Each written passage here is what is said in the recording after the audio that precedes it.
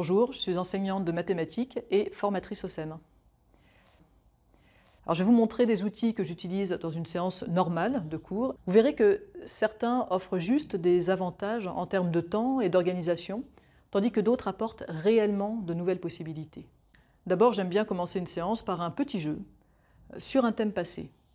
Pour ces petits jeux, j'utilise généralement Learning Apps en choisissant des jeux tout faits ou, si besoin, en développant un jeu. C'est un moment qui me paraît important parce qu'il permet de réactiver régulièrement des procédures fondamentales qui, si elles sont bien maîtrisées, rendent l'étude des mathématiques plus fluide.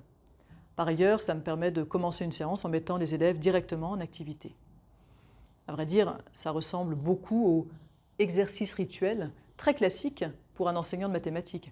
Ici, l'outil numérique permet simplement une ludification de ce rituel.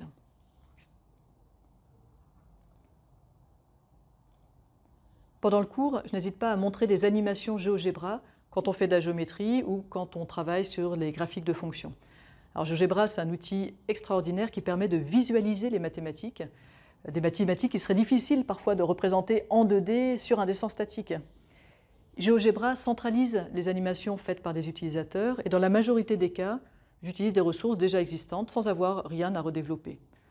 Il m'arrive régulièrement aussi de montrer des vidéos mathématiques, à nouveau lorsque les images animées peuvent éclaircir les notions présentées. Et pour des vidéos assez simples, je peux demander aux élèves de les regarder à la maison après les avoir rendues interactives grâce à H5P.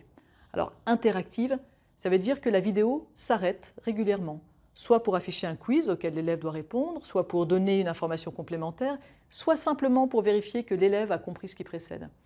Et il a d'ailleurs été mesuré dans plusieurs études que le simple ajout de points d'arrêt avec juste des boutons « Continuer » améliore nettement l'efficacité des vidéos pédagogiques.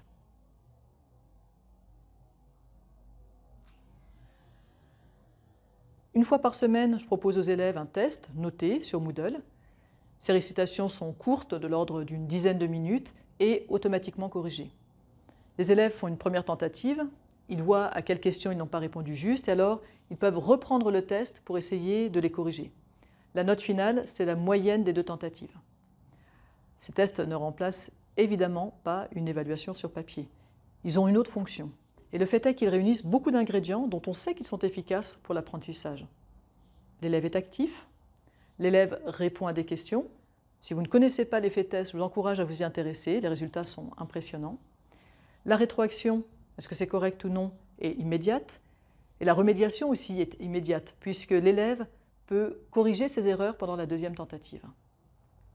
De mon côté, ça me permet d'avoir chaque semaine une mesure objective de la compréhension du cours, d'avoir des notes qui ne sont pas sujettes au biais d'évaluation et de dédramatiser l'évaluation, puisqu'elle devient habituelle.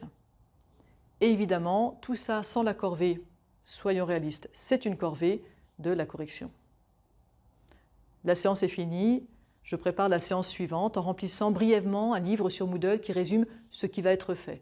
J'inclus quelques vidéos, si possible interactives, qui correspondent à peu près à ce qui sera étudié, et je mets les liens vers les jeux et les animations GeoGebra pour la leçon.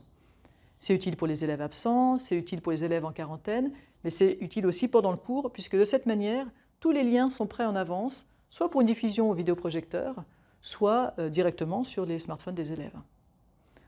Voilà, je vous propose de ne pas conclure et de laisser plutôt le mot de la fin à la beauté des images mathématiques.